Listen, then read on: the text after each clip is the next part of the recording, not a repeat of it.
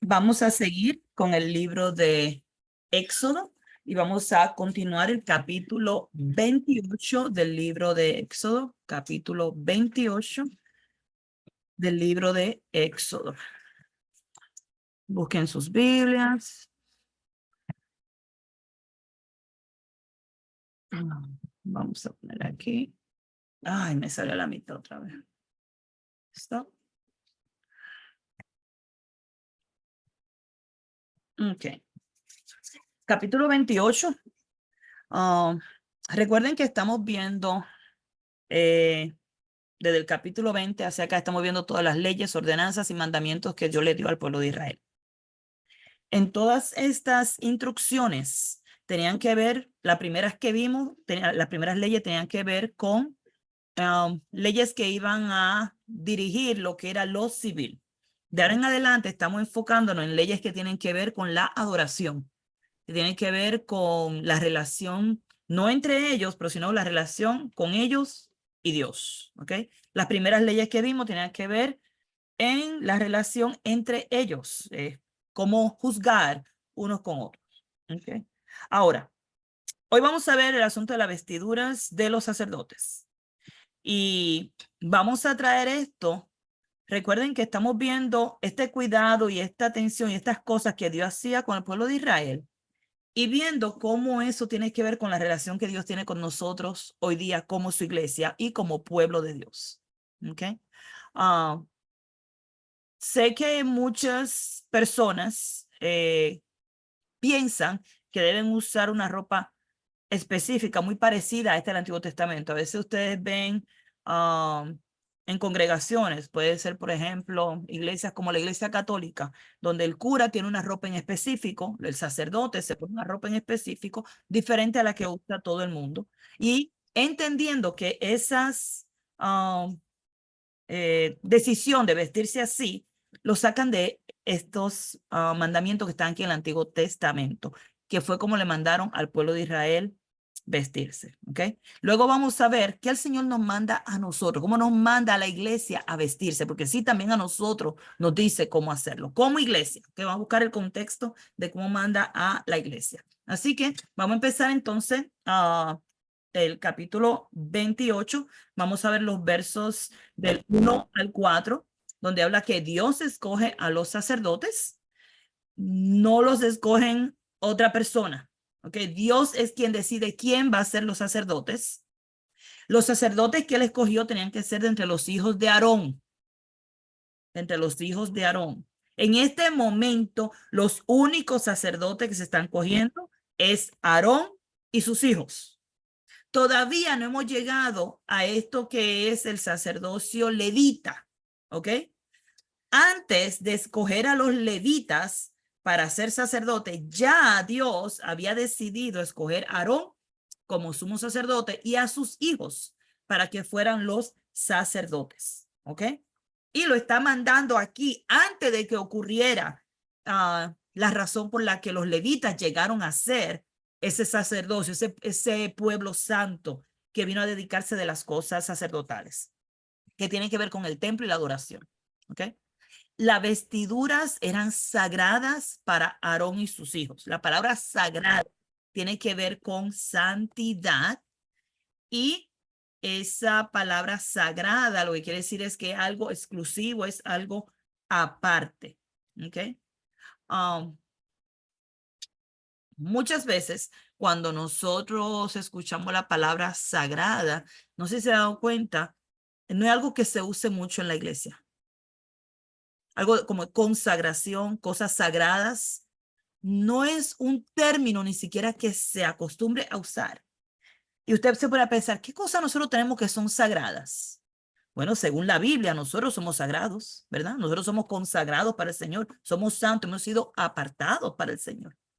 Cosas sagradas puede ser la participación de la cena, son cosas santas, de lo que nosotros participamos, del cuerpo y la sangre de Cristo, son cosas sagradas.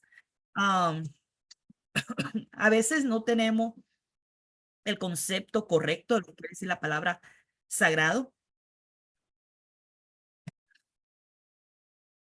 Entonces, la palabra sagrada no tiende a ser un término muy usado, muy acostumbrado, porque tenemos temor de usarla, no sé por qué, tal vez porque no lo entendemos que no entendemos el concepto, es como lo que es santo, lo que es la santidad, tenemos miedo a decir yo soy santa, no aterroriza, porque entonces la gente va a pensar que yo me creo mejor que otros, pero la Biblia me dice que yo soy santa, Dios me dice que yo soy santa, me dice que nos hizo reyes y sacerdotes, dice que nos escogió, nos hizo una nación santa, un pueblo, un sacerdocio real. Cuando tú lees todas estas cosas, ¿es algo mejor? Sí, es algo mejor, no es nada malo. Es cierto que es algo mejor lo que Dios ha hecho con nosotros, pero a nosotros nos da miedo que alguien se ofenda porque Dios ha hecho algo mejor. Supone que no, supone que le digamos, hey, Dios ha hecho esto conmigo y Él lo puede hacer contigo también. ¿Entiendes? O sea, no de temor de ver las cosas especiales y de hablar de estas cosas especiales que Dios ha hecho con nuestras vidas. Ahora, cuando vemos el sacerdocio, vemos que es algo especial en el libro de Éxodo. Dios lo escoge, es algo especial que Dios haya escogido y nosotros somos escogidos. Sí, nosotros también somos escogidos. Según Efesios capítulo 1, usted puede leer ahí si tiene alguna duda. Cuando usted busca su identidad en Cristo, Efesios capítulo 1 la va a ayudar a entender. Y sí somos escogidos, así como el sacerdocio fue escogido también. Ahora, estas vestiduras sagradas eran exclusivas, más nadie las podía usar. Tenía unas especificaciones que vamos a estar mirando en este capítulo 28. ¿Para qué Dios le hizo esta vestidura especial? Dice que era para honra y hermosura. Que era para honra y hermosura. Uh, Piense en las cosas que tiene la ropa, los oro, piedras, lino, colores rojo, púrpura, azul, todos estos colores y todas estas cosas que tenía esta vestimenta era para darle honra. El sacerdocio tenía que ser honrado por los demás. No podía verse como alguien igual a todo el mundo. Y lo otro que vamos a ver es que tenía que ser usado, dice, para que sean mis sacerdotes, ¿ok? Esta ropa tenía que ser consagrada, tenía que tener ese propósito de ser consagrado. Y menciona 3 veces en estos 4 versos, para que sean mis sacerdotes. No sé si ustedes le dan el sentido a esa frase, pero el hecho de que van a ser mis sacerdotes, quiere decir que le van a pertenecer a él. ¿Alguna vez usted ha pensado en usted como seres? Yo soy una sacerdote de Dios, sacerdotisa, ¿verdad? Yo soy una sacerdotisa de Dios. Wow.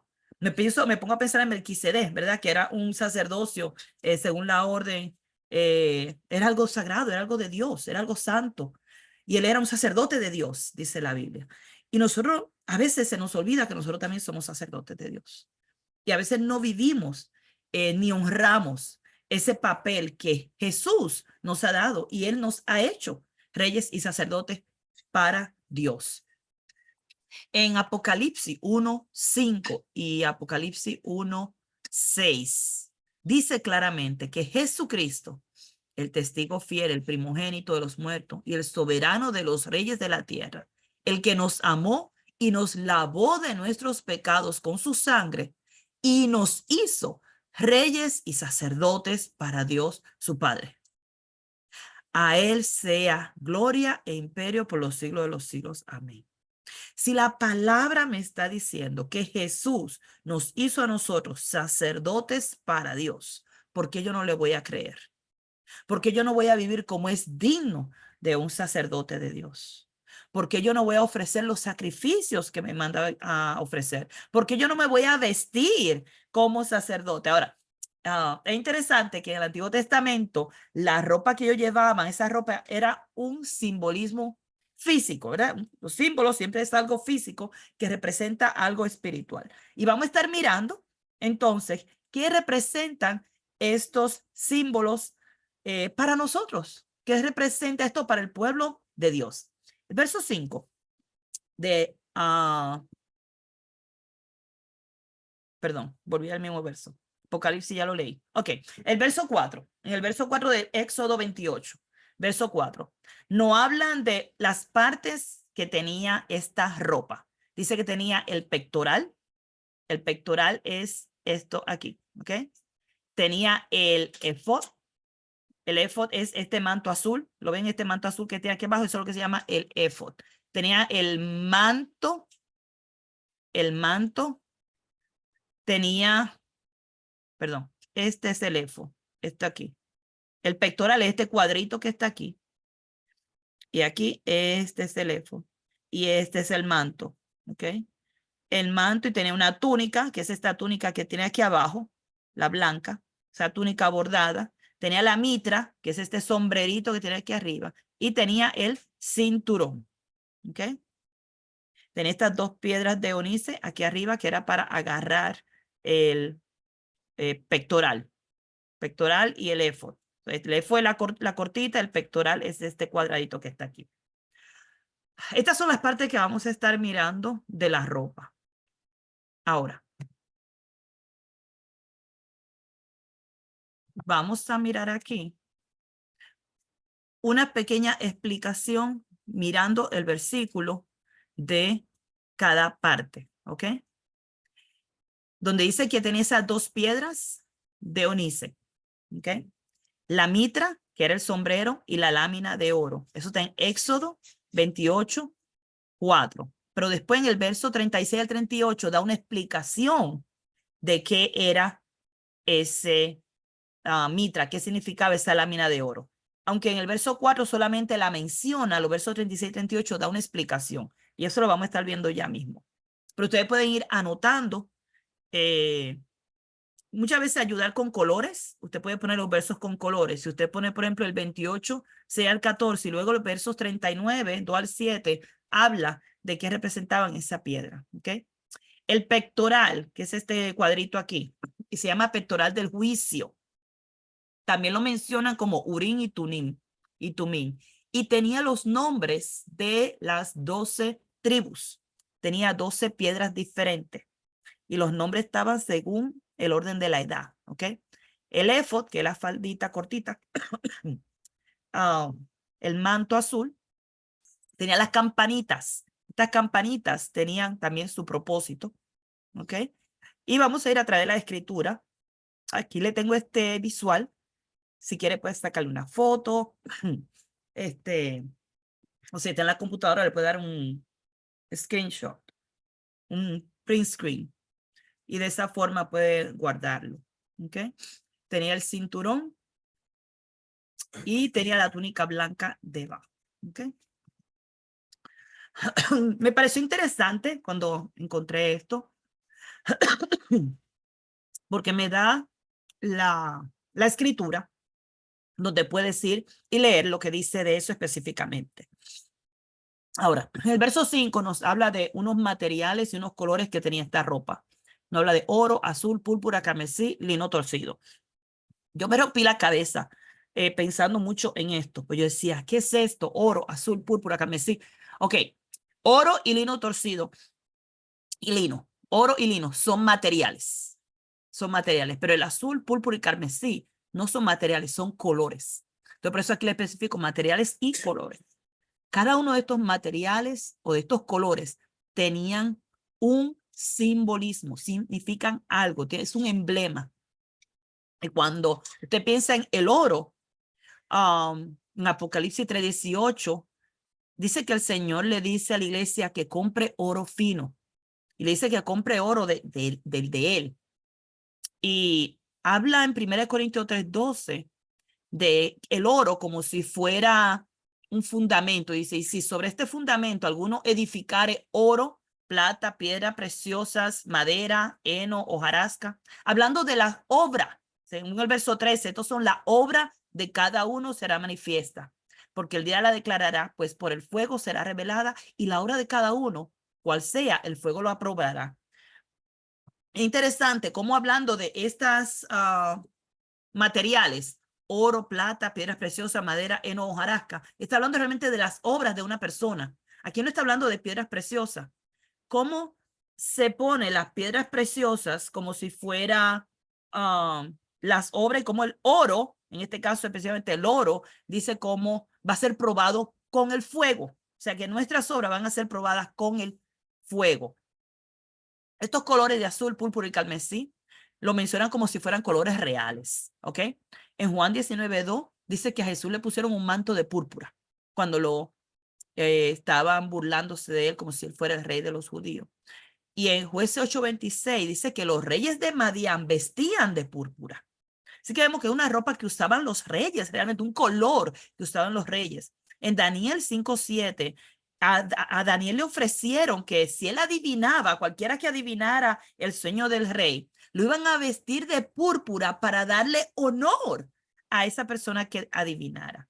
Y en Esther 8:15, cuando en el sueño que tuvo el rey, cuando él despierta, dice, ¿qué se le va a hacer a una persona que haya ayudado al rey? Para honrarlo, ¿qué puedo hacer?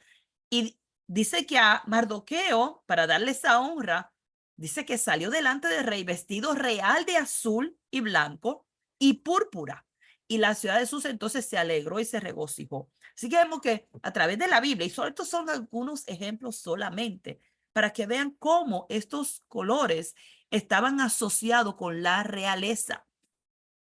No quiere decir que eran reyes, pero estaban asociados con la realeza. El lino torcido. En Ezequiel 44, verso 18, da una explicación de por qué la ropa de los sacerdotes tenía que ser de lino. Dice que turbante de lino tendrán sobre su cabeza y calzoncillos de lino sobre sus lomos. No se ceñirá cosa que los haga sudar. La razón para usar el lino es porque con el lino, yo no sabía esto, pero con el lino no se suda. Yo pensaba que era con el algodón que no se sudaba, pero al parecer el lino es más fresco y no hace sudar. Yo, wow, interesante. ¿Por qué Dios estaría preocupado de que los sacerdotes no sudaran? De que ellos pudieran hacer su servicio, su trabajo y que no se sudara. No sé si usted se ha dado cuenta, ¿qué pasa cuando usted suda su ropa? Se le pega al cuerpo, se moja y se ve como transparente. Entonces tiene algo que ver con ese respeto a ese cuerpo. Y lo vamos a ver ya mismo según vamos leyendo. ¿Ok? En el verso 19 de 8 de Apocalipsis, habla que ese lino fino representa algo. Y dice que a ella, cuando ella está hablando de la iglesia, se le ha concedido que se vista de lino fino, limpio y resplandeciente, porque el lino fino es las acciones justas de los santos. Wow, ok. Esta ropa tiene que ver con acciones justas de los santos. Volvemos otra vez al asunto de que somos apartados. Hemos sido preparados para ser sacerdotes, hemos sido elegidos y Jesús nos ha hecho sacerdotes para Dios. Y habla de que ese lino fino son las acciones justas que nosotros hacemos. ¿Qué relación tiene la ropa sacerdotal con lo que nosotros hacemos, con las obras en nuestras vidas? El verso 6 del capítulo 28 dice que habla ahora del éfod. Habla un éfod de oro, azul, púrpura, carmesí y uno torcido, de obra primorosa. Y tendrá dos obreras que se junten a sus dos extremos y así se juntarán con esas dos hombreras. Y su cinto de obra primorosa. Cuando ve una obra primorosa, dice que una obra hermosa, que tiene que ser algo bien bonito y debe tener estos colores, azul, púrpura, carmesí. Y va a tener oro, que el oro puede ser un color, pero aquí están hablando realmente del material oro, ¿ok? Tenía lino torcido y todo esto estaba entretejido entre sí, por eso eran muy coloridas, ¿ok? Y todas las piezas se iban a hacer del mismo, oro, azul, púrpura, carmesí y lino torcido. Y tomará dos piedras de ónice y grabarás en ella los nombres de los hijos de Israel. O sea, las dos piedras que estaban aquí en los hombros iba a tener 6 nombres de los hijos de Israel en un lado y los otros 6 nombres en la otra piedra. Iban a estar conforme al nacimiento de ellos, o sea, en orden cronológico según el nacimiento de ellos. Piensen simbólicamente qué significa eso, ¿ok? él le ponen 2 piedras aquí en los hombros del sacerdote y lleva ahí los nombres de las 12 tribus. Literalmente, él está cargando con esas tribus en sus hombros. Cuando usted piensa en el sacerdote, que tenía el sumo sacerdote una vez al año, tenía que entrar al lugar santísimo, para ofrecer sacrificio por él y por todo el pueblo. Literalmente eso estaba en sus hombros. Eso es lo que está diciendo, con algo simbólico. Era un símbolo para representar el trabajo que él tenía que hacer. Luego dice que de obra de grabador en piedra, le iban a grabar en esas piedras, grabadura de sello, hará grabar las 2 piedras con los nombres de los hijos de Israel y les harás alrededor engastes de oro. Y pondrá las 2 piedras sobre las hombreras del efod para piedras memoriales de los hijos de Israel. Yo quiero que ustedes busquen cuántas veces habla en este capítulo que lo que se está haciendo tiene que ver con la memoria, para recordar. Memorial tiene que ver para recordar lo que están haciendo y recordar lo que Dios ha hecho, recordar lo que está pasando. ¿Qué memoriales nosotros tenemos cuando nosotros nos reunimos como iglesia? ¿Qué cosa tenemos que dice que es para que recordemos, que lo hacemos en memoria de? La cena. Tenemos la cena del Señor, nosotros lo hacemos en memoria de, y se dan cuenta cómo Dios trataba de hacer cosas con el pueblo de Israel para que ellos recordaran, para que ellos tuvieran memoria. Cuando pasaron el río Jordán, le dijo, cojan 12 piedras y escriban en ellas lo que Dios ha hecho con ustedes. Entonces, wow. Cuando vemos ahora la ropa del sacerdote, le está poniendo estas 2 piedras y en esas piedras está escribiendo los nombres de las tribus para que tengan memoria. Y dice que Aarón llevará los nombres de ellos delante de Jehová sobre sus 2 hombres por memorial. Piensen esto. El sacerdote va delante de Dios y él lleva en sus hombros, lleva esos nombres y va a llevar eso como memoria. Cada vez que él iba ante Dios, él tenía que recordar esos nombres, esos pueblos. ¿Por qué cuando usted ora, usted pide los nombres de una persona? Imagínense, yo voy a orar por la salud de alguien. Sí, Señor, sana esa persona, tú sabes quién es. ¿Sabes? ¿Por quién estoy orando? No tiene sentido, ¿verdad? Entonces tú pides cómo se llama la persona, porque tú quieres orar por el nombre de esa persona, tú quieres tener memoria del nombre de esa persona, que en tus oraciones tú puedas traer a la memoria ese nombre de esas personas que están pidiendo oración. Igualmente, cuando el sacerdote se presentaba ante Dios, traía los nombres de ellos en sus hombros y lo traía delante de Jehová. Y era cuestión de hacer memoria del pueblo de Israel cuando iba delante de Dios. ¿Ok?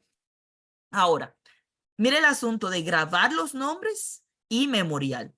¿Por qué traigo esto aparte? Porque este era el propósito de estas cosas. A veces nosotros miramos y decimos, ¿qué gran cosa era poner los nombres en una piedra? ¿Qué?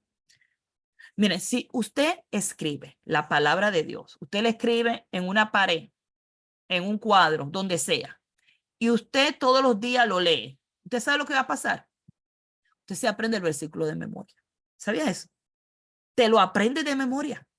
No va a haber forma que se te olvide. Tú dices que yo sé lo que ese versículo dice porque yo lo veo todos los días. Imagínate que tú cada vez que te aprendes un versículo de memoria, tú decidas poner un versículo nuevo. Y tú lo grabas primero, lo grabas, quiere decir que lo escribes, lo pones ahí y luego tú lo empiezas a memorizar, te empiezas a acordar, ¿ok? Te empiezas a acordar y va a llegar a tu memoria. Cuando vengan las tentaciones, ¿qué va a traer? Espérate, déjame ver qué dice la Biblia, déjame salir a buscar. No, ya está aquí en tu mente, ya está en tu corazón. Yo no me imagino a Jesús cuando fue tentado allí en el desierto, que él le dijera a Satanás, espérate, déjame buscar un rollo de lo que están allá en mi casa o allá en la sinagoga para ver cómo yo te respondo. No, si la palabra de Dios está grabada en nuestra mente, en nuestro corazón, nosotros vamos a tener esas palabras cuando seamos tentados, vamos a tener con qué responder cuando seamos, alguien nos pregunte, cuando alguien nos pregunte de nuestra fe, nosotros vamos a poder responder. ¿Por qué? Porque ya está grabada la palabra en nuestra mente y en nuestro corazón. Así que sí es importante grabar la palabra de Dios para memoria. Ahora, los versos 13 al 14, vemos que da instrucciones para los cordones específicamente. Y vuelve y le repite otra vez que lo haga con oro, con carmesí, púrpura, azul y lino torcido. Y todo tenía que ser tal y como las instrucciones que daba. De los versos 15 al 30 le da instrucciones para el pectoral. Y este pectoral, que es el cuadrito que tiene 12 piedras, ¿ok? Y dice así, va a ser una hilera de una piedra sárdica, un topacio y un carbunco. La segunda hilera va a ser una esmeralda, un zafiro y un diamante. La tercera hilera, un jacinto, una ágata y una amatista. Y la cuarta hilera, un beliro, un onice y un jaspe. Serán 4 líneas de 3 cada uno. Hermana, usted puede creer que en total eran 12 piedras. Cada una de esas piedras le iba también a poner el nombre de las tribus a esas piedras también. No solamente a las 2 onice aquí, sino que también en el pectoral, donde estaba cada una de esas piedras, iba a tener cada una de esas piedras el nombre de los hijos de Israel. Y lo más interesante es lo que hay en Apocalipsis. ¿Sabe que en el cielo, Apocalipsis 21, verso 18 al 20, nos habla de esta ciudad que era de oro puro, semejante al vidrio limpio? Y los simientes del muro de la ciudad estaban adornados con toda piedra preciosa. Adivine cuáles son las piedras preciosas. No tienen que adivinar, nada más tienen que leerlo. Adivine cuántas son las piedras preciosas. 12 también. Y están las mismas piedras. Algunas salen con diferente nombre, pero me puse a buscarles, son la misma piedra. La misma piedra que estaban en el percherín, yo le llamo el percherín, pero es el pectoral que llevaba el sacerdote. Son las mismas piedras que encontramos en Apocalipsis. Y son 12 piedras. Y cada piedra tenía el nombre de uno de los hijos de Israel, que eran 12 hijos en total. Y yo, wow, ¿será que hay alguna relación entre las cosas del Antiguo Testamento y las cosas del Nuevo Testamento? ¿Será que hay alguna relación con las cosas que hay en el cielo? La respuesta es sí. Todo está relacionado porque es el mismo Dios. Dios no ha cambiado, es el mismo hoy, mañana y siempre. Y no va a cambiar. Y su palabra, lo que él le dio a Israel, era una maqueta. ¿Ustedes saben lo que es una maqueta? Generalmente una maqueta es un modelo que se hace de lo que se va a hacer después, ¿ok? Y tú puedes ver una maqueta, por ejemplo, de un parque o de una ciudad y tú ves casitas pequeñitas, tú ves modelitos pequeñitos para representar eso que va a hacer después una ciudad o un parque. Pues así mismo el Antiguo Testamento vino a hacer esa maqueta. Y es interesante que las cosas que Dios le pone a ellos dentro de, en este caso, el tabernáculo, más adelante vamos a ver que hace lo mismo en el templo, tiene que ver con estas cosas que están en el cielo. O sea, literalmente es como que dándole una visión de lo que hay en el cielo. Y así mismo como estaban esos 12 cimientos, ese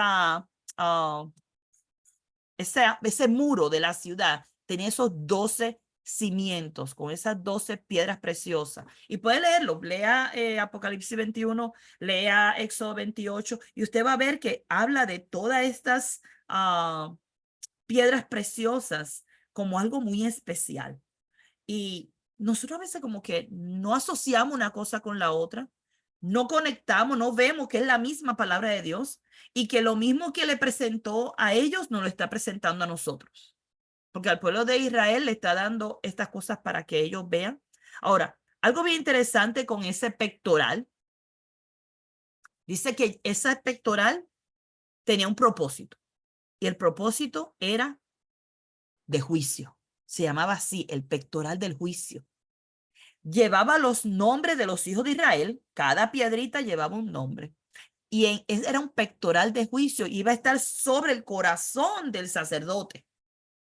Cuando él entrara al santuario para memorial delante de Jehová continuamente. Ese era el propósito de usarlo. Es como que cuando tú vas delante de Dios, lleva en tu corazón a los hijos de Israel.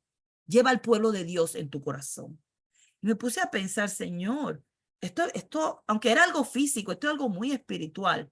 Tú sabes lo que es tú ir delante de Dios a orar y que en tu corazón tú lleves a tus hermanos y que tú puedas orar por tus hermanos cuando tú estás delante de Dios. Y que así cada uno orando los unos para los otros, llevamos a ese hermano ahí en nuestro corazón y traemos el nombre de ese hermano delante de Dios.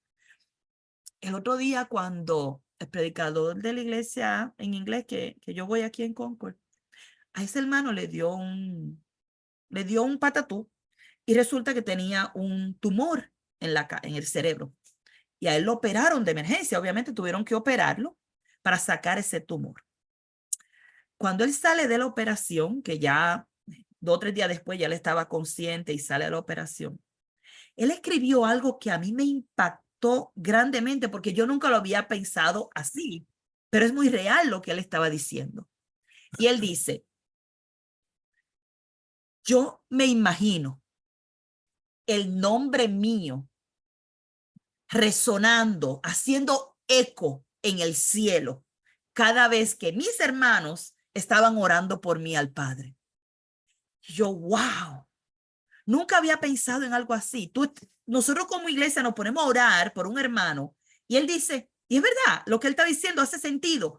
Mi nombre resuena, vuelve y suena otra vez y ya está haciendo eco allá en el cielo de tantas veces que mis hermanos han estado orando por mí. Y él dice, cada vez que yo recibí un mensaje, estoy orando por ti, yo pensaba, wow, mi nombre está allí en el cielo resonando. ¿Alguna vez había pensado en eso? De que cuando nosotros estamos orando por un hermano, por una hermana que están con una enfermedad, estamos resonando el nombre de ese hermano allí en el trono de Dios, en el cielo mismo. Está entrando ese nombre una y otra vez ante la presencia de Dios. Yo, wow, de verdad que nunca había pensado en la oración de esa forma. Nunca había visto la oración desde ese punto de vista donde si 10, 20, 30, 50, iglesia completa, 400, 500 miembros, orando por un hermano y cómo todas esas veces el nombre de ese hermano está allí entrando al trono de Dios. ¿Y escucha Dios la oración de sus santos? Claro que sí la escucha. Claro que sí la escucha. El sacerdote viene, en aquel entonces el sacerdote venía como intercesor, venía a traer delante de Dios los pecados del pueblo y a orar por el pueblo. Era parte de su trabajo. Cuando él hacía los sacrificios, el trabajo de él era venir a que se confesara ese pecado y traer esa sangre derramada para recibir perdón de ese pecado. Nosotros como sacerdotes tenemos la oportunidad de ir ante el trono de gloria y traer esas oraciones, esas peticiones de nuestros hermanos y de nuestras hermanas. Ahora, el verso 30, le voy a decir el verso 30, lo he leído para atrás, para adelante y al final terminé de ponerlo en la categoría de Deuteronomio 29:29, ¿ok? Muchas personas tienen teorías de estos versos. Allá usted si quiere irse con esas teorías, yo prefiero aplicar Deuteronomio 29:29 en este verso 30. Dice que pondrás en el pectoral del juicio Urim y Tumim para que estén sobre el corazón de Aarón cuando entre delante de Jehová y llevará siempre a Aarón el juicio de los hijos de Israel sobre su corazón delante de Jehová. Muchas personas han tratado de explicar lo que era Urim y Tumim. Dicen que eran unas piedras que prendían cuando había pecado. Bueno, un montón de teorías extrañas. Yo prefiero decirles yo no tengo explicación para Urim y Tumim y yo lo voy a poner hasta nuevo aviso. Tal vez más adelante pueda entender un poco más, pero por ahora lo voy a poner en la categoría de las cosas reveladas nos pertenecen a nosotros y las cosas no reveladas le pertenecen a Dios. ¿Cómo funcionaba Urim y Tumim? Yo no lo sé. La Biblia no da explicaciones, pero era algo que pasaba cuando iban a llevar a juicio a los hijos de Israel. Y era parte del trabajo del sacerdote tener este pectoral en su corazón con los nombres del pueblo de Israel y llevarlo delante de Jehová para juicio. El pectoral tenía que ver con juicio, ¿ok? Y en el juicio tú puedes salir culpable o puedes salir inocente. Ahora vamos a pensar en esto. Cada vez que ellos tenían que ofrecer un sacrificio, ellos iban literalmente a ir delante de un juicio. Y era confesar, matar el animal para que pues, cayera la sangre y que hubiera entonces remisión de pecado. ¿Ok? Literalmente eso era lo que era el juicio. Para pagar por ese pecado, pues se iba con ese animal y la sangre rociada era lo que permitía que Dios perdonara ese pecado. Si usted quiere buscar más información, le recomiendo que la busque en la Biblia.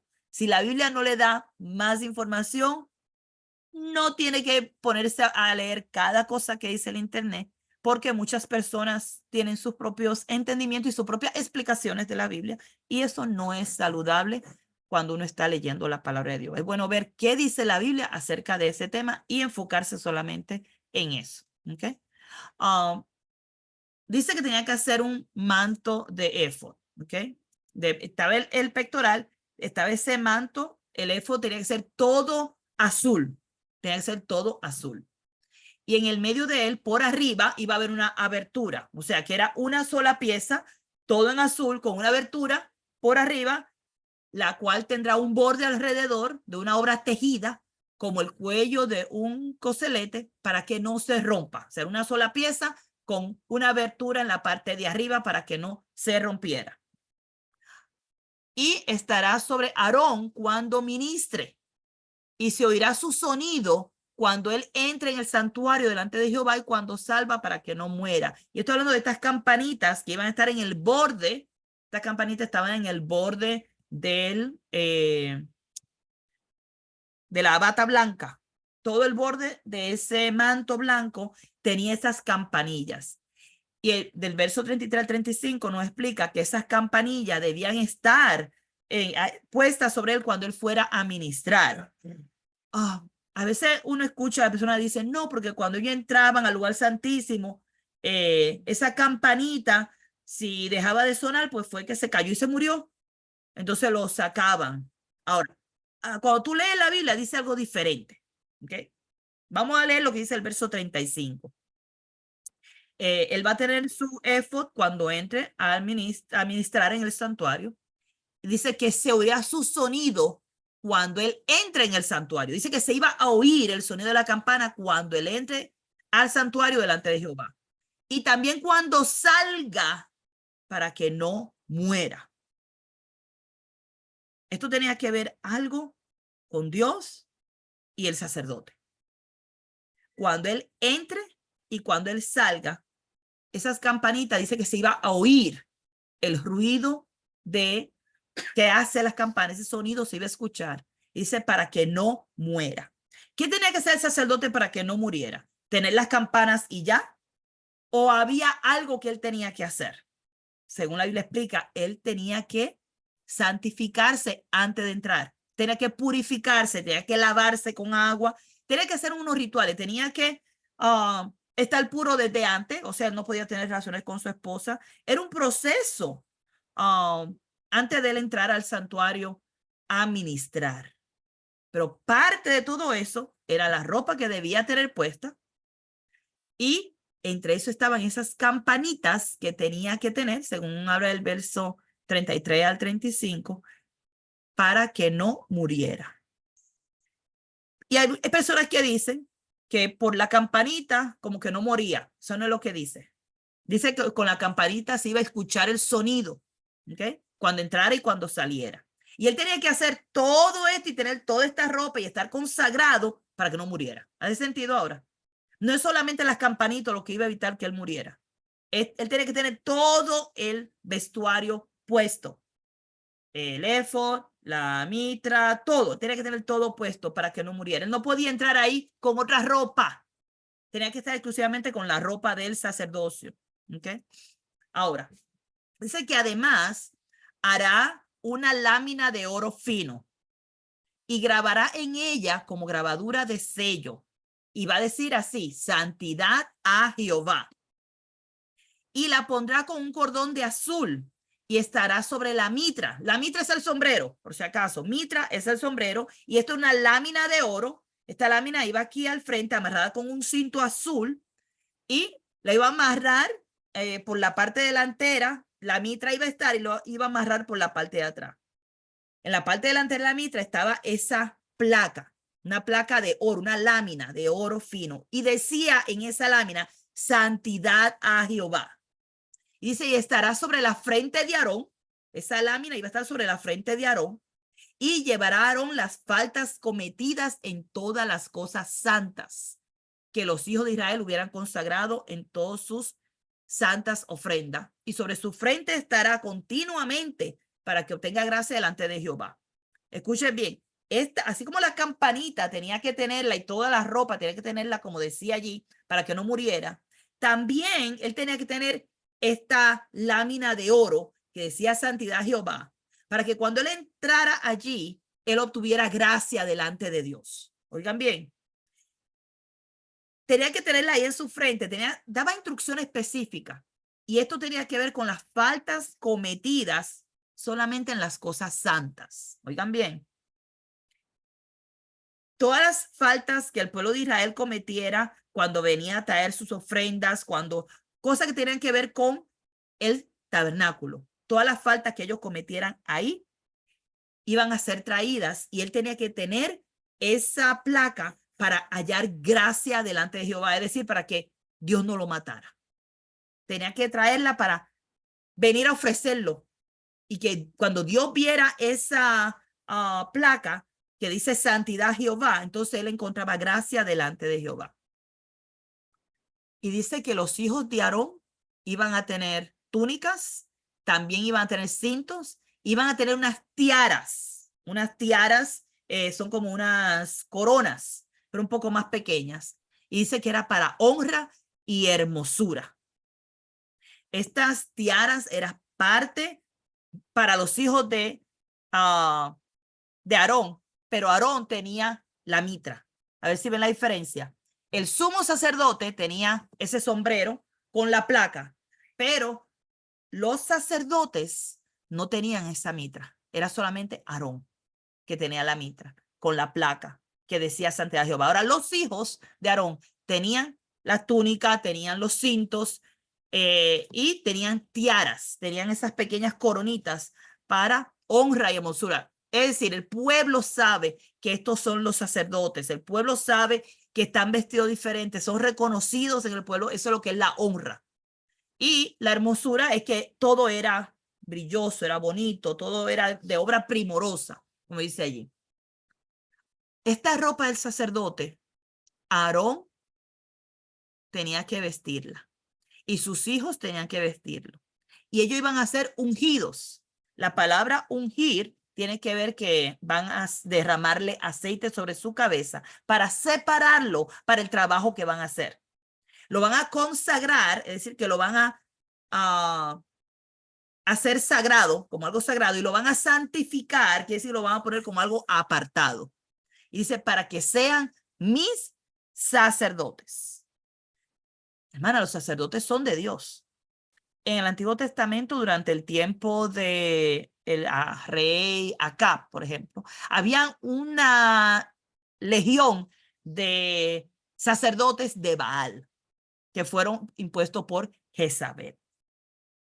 Jezabel, ella era una sacerdotisa de Baal, junto con todos sus sacerdotes. En aquel tiempo, Elías era el profeta de Dios. Y él como profeta vino y profetizó contra ellos. Y a través de los años se han levantado diferentes tipos de sacerdocios que no son sacerdotes de Dios. No importa el tiempo que haya sido, siempre hay legiones. Cuando digo legiones, quiero decir grandes cantidades de sacerdotes que no son sacerdotes de Dios y que no están haciendo el trabajo que Dios quiere que el sacerdote haga.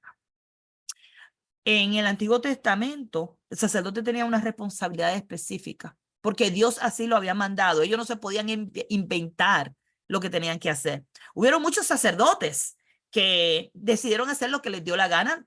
y puedo mencionar algunos como por ejemplo los hijos de Elí. Los hijos de Elí eran sacerdotes. Elí era el sumo sacerdote, sus hijos eran sacerdotes y eran sacerdotes malvados.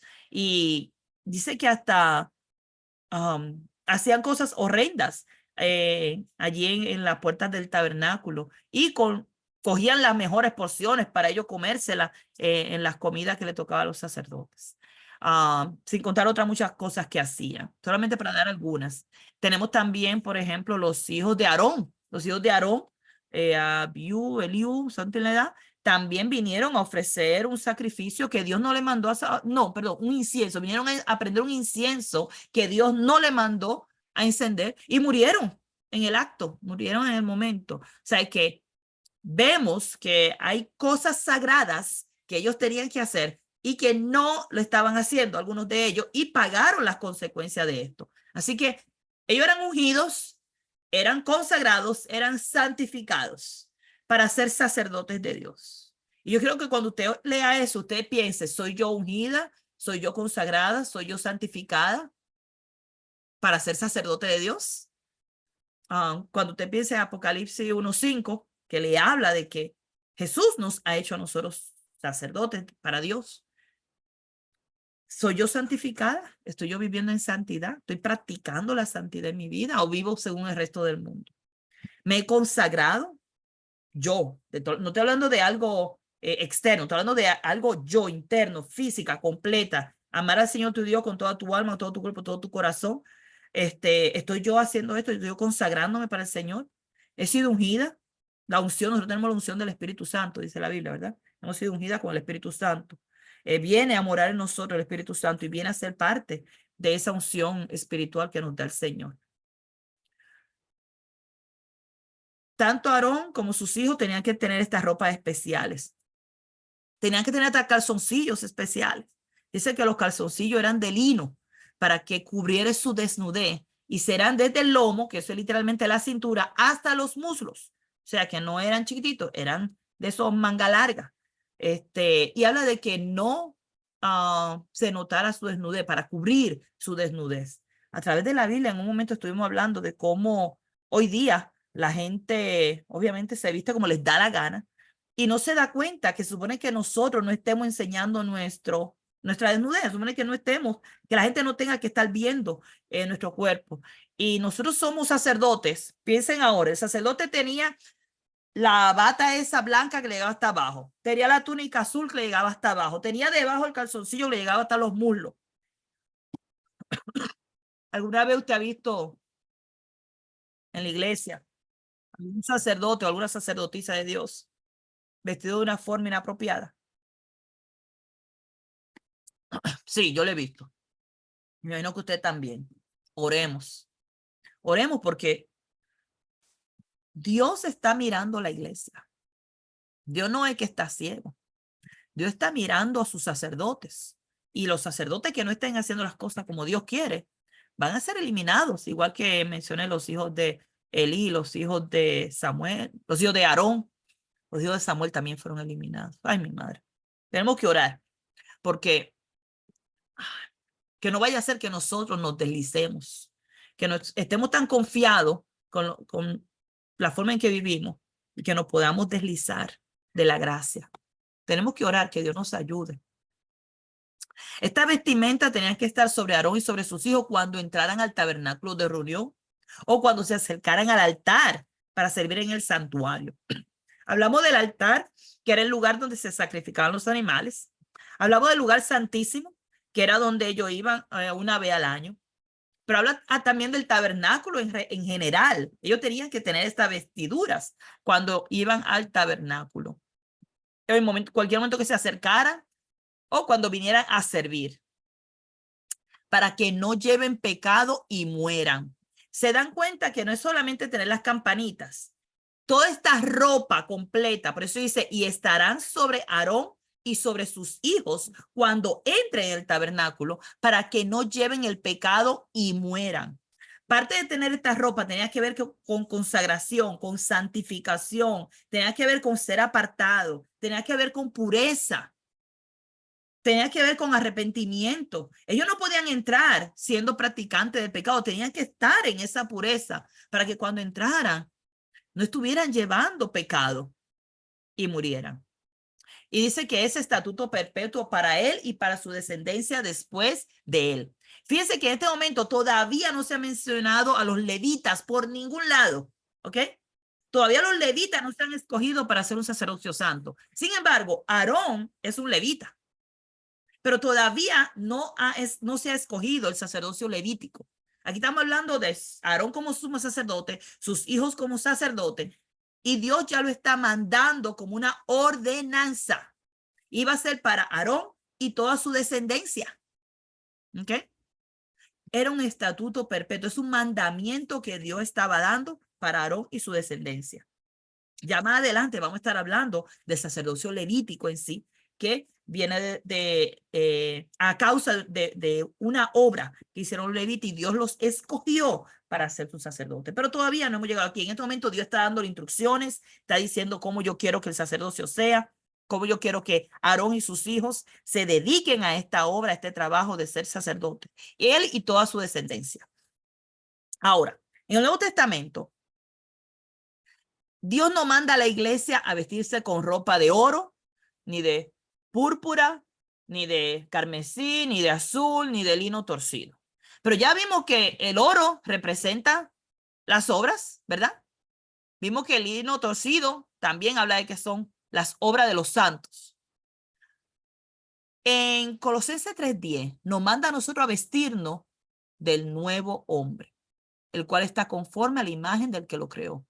Y va renovando hasta el conocimiento pleno. O sea, nos manda a revestirnos de una nueva persona. Esto es cuando venimos a Cristo. Y tenemos que vestirnos conforme a la imagen del que nos creó. O sea, nos vamos a revestir según Dios.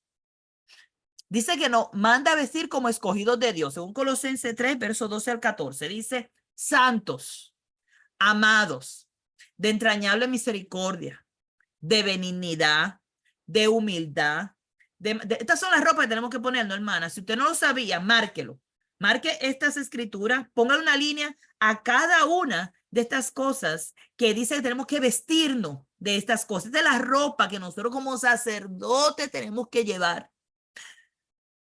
Mansedumbre, paciencia. Sí, tenemos que vestirnos de paciencia. Pues usted se imagina un sacerdote perdiendo la paciencia. Se imagina un sacerdote perdiendo la misericordia, no tener misericordia con los demás, no tener benignidad, no tener humildad, arrogante, se cree mejor que todo el mundo. Mírame aquí. O sea, no, son una ropa que tenemos que vestirnos todos los que somos escogidos de Dios. Y nosotros caemos dentro de este sacerdocio, de ese sacerdocio real que nosotros estamos llevando. Según Segunda de Pedro, habla de que somos un sacerdocio santo, un sacerdocio santo, un sacerdocio real. Nos manda a soportarnos los unos a los otros. Tenemos que ponernos una ropa para soportar, sí. Tenemos que vestirnos de perdón, perdonándonos unos a otros. Si alguno tuviera queja contra otro, de la manera que Cristo nos perdonó, así también hacerlo vosotros. Y sobre todas estas cosas, tenemos que vestirnos de amor, que es el vínculo perfecto. Como sacerdotes de Dios, tenemos que vestirnos de amor para cuando nosotros vamos delante de Dios en oración y nosotros llevamos el nombre de nuestros hermanos ahí en nuestro corazón, nosotros no vengamos a maldecir, no vengamos a quejarnos, no vengamos a traer lo malo de nuestros hermanos, sino que vengamos a orar con humildad por ellos, que vengamos con misericordia delante de Dios, que vengamos con un amor santo delante de Dios. Vestidos de toda la armadura de Dios, habla Efesios 6, el verso 11, para que podamos estar firmes contra la acechanza del sabio, del diablo. Dice el Efesios 4:24, vestido el nuevo hombre que está creado según Dios, en justicia y en santidad verdadera. Todas estas son las cosas que nosotros como pueblo de Dios tenemos que vestirnos. Ya no nos manda a ponernos oro o lino fino o carmesí o púrpura o azul, pero nos manda a vestirnos del Espíritu Santo. Literalmente, cuando usted se pone a leer esto aquí, dice, vístanse de benignidad, esto es fruto del Espíritu, vístanse de humildad, de mansedumbre, ser manso. Todo eso tiene que ver, paciencia, todo tiene que ver con frutos del Espíritu Santo. Entonces tenemos que vestirnos según Dios, tenemos que vestirnos del Espíritu Santo, tenemos que vestirnos según Cristo. Y dice en Romanos 13:14, mas vestíos del Señor Jesús, el Cristo, y no hagáis caso de la carne en sus deseos. Parte de esa santidad con la que debemos vivir es no vivir según la carne. No podemos hacer caso de los deseos de la carne. Eso es lo que quiere decir consagrarse. Eso es lo que quiere decir santificarse. Eso es lo que quiere decir vestirnos del Señor Jesucristo. Según Filipenses 2 dice que Él no tuvo, no pensó en un momento en sí mismo, sino que se despojó de todo. Se despojó de todo. Y lo que pensó fue en el beneficio de nosotros. ¿Ok? Él lo que pensó fue, voy a sacrificarme para salvarlos. Nos mostró su amor en ese sacrificio. Se despojó de todo, haciéndose humilde, se humilló, dice que hasta la muerte y muerte de cruz. Entonces, ¿estamos nosotros vistiéndonos de esa humildad que Cristo se vistió? ¿Estamos nosotros vistiéndonos de Cristo? ¿Estamos nosotros vistiéndonos de amor, que es el vínculo perfecto? Coge esta lista de las cosas con las que debemos vestirnos y vamos a empezar a vestirnos de estas cosas si no lo estamos haciendo. Vamos a vestirnos de paciencia, vamos a vestirnos de misericordia, de mansedumbre, de benignidad. Vamos a vestirnos de santidad. Y que no sea solamente algo para hacer creer, sino que sea de adentro hacia afuera. Si nosotros renovamos y cambiamos nuestro entendimiento allá adentro, podemos entonces vivir de una forma tal que agrademos a Dios en todo lo que hacemos. Vamos a orar, hermanitas, viendo que este sacerdocio que hubo en el Antiguo Testamento era una sombra de lo que había de venir y que ahora está aquí y que ahora nosotros somos ese sacerdocio y nuestro trabajo, según Romanos 12, es ofrecer sacrificios vivos, agradables a Dios, porque ese es nuestro culto racional. Oremos, hermano. Amantísimo Padre Celestial, gracias. Gracias por tu palabra, Señor, y por ese amor que tienes hacia nosotros.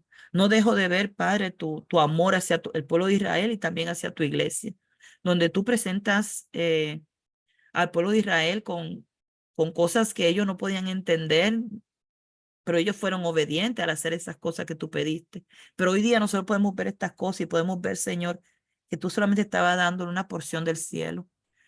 Que en la santidad, Señor, nosotros podemos estar ante tu presencia todo el tiempo. Y sin santidad sabemos que nadie verá al Señor. Así que, Padre, ayúdanos a llenarnos de esa santidad.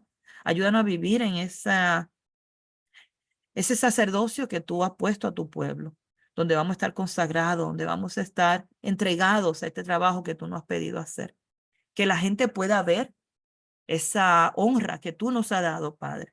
Que estamos vestidos de amor, vestidos de paciencia, de misericordia, de benignidad, de bondad. Ayúdanos, Señor, a reflejar estas cosas del Espíritu en nuestras vidas.